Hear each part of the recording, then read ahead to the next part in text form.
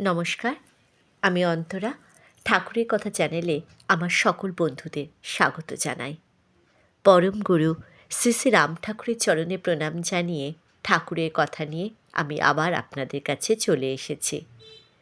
নতুন বছরে সকলে সুস্থ জীবন কামনা করি এবং সকল বড়দেরকে আমার প্রণাম জানাই। শুরু করে দিচ্ছি আজকের ঠাকুরের কথা শ্রীগুরু শ্রী শ্রী রাম ঠাকুরের গ্রন্থ থেকে। সকলে আমার সঙ্গে থাকুন। মজফ্ফরপুরে কাচ্চিসরাইয়ের বাসা পরিবর্তন করে রোহিণীবাবু কল্যাণীতে একটি বাড়ি নিলেন। এই বাড়িটি একতলা, অনেক জায়গা থাকায় আলো হাওয়ার প্রাচুর্য ছিল। ভিতর বাড়ি হতে বাইরের ঘরটি অনেক দূরে। বাইরের ঘরটি সদক ফটকের পাশে। ঠাকুর বাইরের ঘরটিই পছন্দ করলেন। তিনি ওই ঘরেই থাকতেন। ওই ঘরে তিনি একাই থাকতেন। ইচ্ছামতো বাইরে যেতেন, আবার ফিরে আসতেন। প্রত্যহই ঠাকুর রোহিণীবাবুর সহিত বাজারে যেতেন। বাজারে প্রায় রোজই একজন অদ্ভুত রকমের লোক তারা দেখতেন।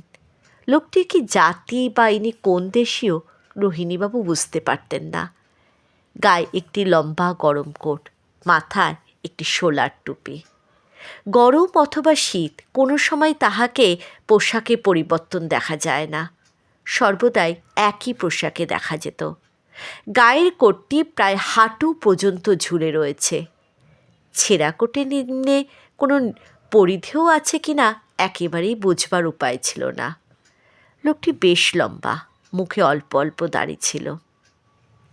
একদিন ওই লোকটি বাজারের মধ্যে ঠাকুরের সামনে রোহিণীবাবুকে বললেন, "well babu, let me have আ পাইস প্লিজ।" ঠাকুর বলিলেন, "একটা পয়সা দেন।" রোহিণীবাবু লোকটির মুখে ইংরেজি শুনে অবাক হয়ে তাহার মুখের দিকেই তাকিয়েছিলেন। ঠাকুরের কথায় তাড়াতাড়ি তাহাকে একটা পয়সা দিলেন। লোকের মুখে শুনেছিলেন পূর্বে এই লোকটি জাহাজে খালাসির কাজ করত। অনেকবার ইংল্যান্ড, ফ্রান্স, আমেরিকা এবং অন্যান্য অনেক দেশে ঘুরেছেন, তাই ভালো ইংরেজি বলা শিখে গেছে। লোকটির চলাফেরা, ভাবভঙ্গি ও কার্যকলাপ দেখে তাহাকে পাগল বলিয়াই মনে হতো। রোহিণীবাবু বাজারে গেলেই প্রত্যহ এই লোকটি একটি করে পয়সা চেয়ে নিত।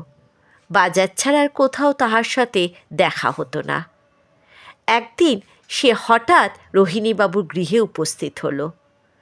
রোহিণীবাবু বাইরের ঘরে ঠাকুরের নিকটই বসেছিলেন। ওই ঘরের বারান্দায় দাঁড়িয়ে সে রোহিণীবাবুকে বললেন, "well babu, let me have a coat please." রোহিণীবাবু বললেন, "আই হ্যাভ নো কোট।" উত্তরে সে বললেন, "you have got two new silk coats." তাহার কথায় খুবই আশ্চর্য হয়ে গেলেন রোহিণীবাবু। রোহিণীবাবু ভাগলপুর হতে সিল্কের কাপড় এনে দুটি কোট তৈরি করেছেন। কোট দুটি তখনও ব্যবহার করেননি, নূতন অবস্থায় ট্রাঙ্কের মধ্যেই আছে। রোহিণীবাবু এই নতুন কোটের সংবাদ কাউকেই দেননি, কিন্তু এত দামি কোট ওই লোকটিকে দেওয়ার ইচ্ছা তার মোটেই ছিল না। ঠাকুর আদেশ করলেন, একটি সিল্কের নতুন কোট উহাকে দিয়ে দিন। কোনো দিকে না চাহিয়া নতুন কোট বের করে রোহিণীবাবু লোকটির হাতে দিলেন। কোনো কথা না বলে লোকটি হাসি মুখে কোটটি নিয়ে চলে যায়। লোকটি কোথায় থাকে, কি করে, কোট দিয়েই বা কী করবে, রোহিণীবাবুর খোঁজ নিতে হবে বলে মনে করলেন। সেই দিন থেকে লোকটি আস্তানার সন্ধান করতে লাগলেন। লোকের মুখে শুনলেন শহরের শেষ প্রান্তে একটি মসজিদ আছে, সেইখানেই সে বাস করে।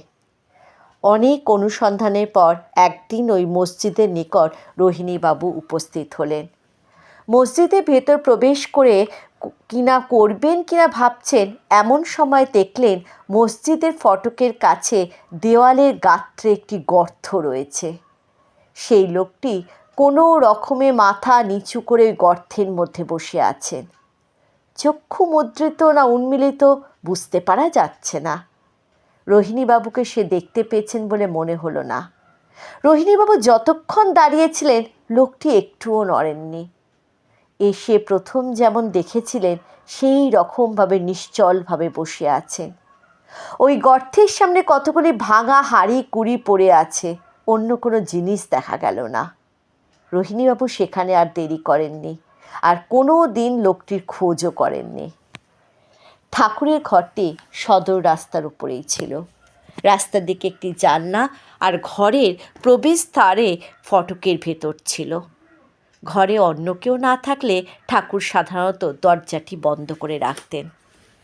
একদিন বেলা প্রায় ৩টের সময় ভিতর বাড়ি হইতে বাইরে এসেছেন। ঠাকুর ঘরের দরজা বন্ধ।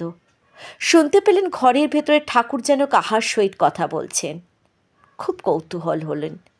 ফটকের নিকটে গিয়ে অবাক হয়ে দেখলেন পূর্ব পরিচিত পাগল লোকটি জানলা দিয়ে ঠাকুরের সহিত কথা বলছেন। তাহাকে দেখা মাত্র সে চলে গেল, একবার পেছনও ফিরে দেখল না। রোহিণীবাবু কিছুই বুঝতে পারলেন না। ২-৩ দিন পরে আবার একদিন বেলা প্রায় ১১টার সময় শুনলেন ঠাকুর যেন ঘরের মধ্যে কাহার সহিত কথা বলছেন। দরজা বন্ধ। রাস্তায় গিয়ে দেখলেন রাস্তার দিকে জানলাটিও বন্ধ। এই বাইরের ঘরের পাশে একটি খোলার বাড়ি, এই দুই ঘরের মাঝখানটি সরু গলি। গলিটি ভাঙা খোলায় ভর্তি।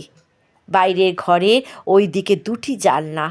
ঠাকুর কাহার সহিত কথা বলছেন তা দেখবার জন্য ওই গলির মুখে দাঁড়িয়ে দেখলেন ওই পাগল লোকটি জানলায় দাঁড়িয়ে ঠাকুরের সহিত কথা বলছেন। ঠাকুর তাহার হাতে একটি কাগজের টুকরো দিলেন। ওই কাগজের টুকরো নিয়ে সে রোহিণীবাবুকে একরকম ধাক্কা দিয়ে দৌড়ে চলে গেলেন। ঠাকুরকে রোহিণীবাবু জিজ্ঞাসা করলেন, ওই পাগল লোকটা কে? আপনার কাছেই বা লুকিয়ে লুকিয়ে আসে কেন? ঠাকুর বললেন, উনি পাগল নন, একজন বড় সাধু। কোনো বিশেষ প্রয়োজনে আমার নিকট আসিয়াছিলেন। সেই দিনই প্রথম রোহিণীবাবু জানলেন লোকটি পাগল নয়, একজন বড় সাধু। জয় রাম, জয় গোবিন্দ।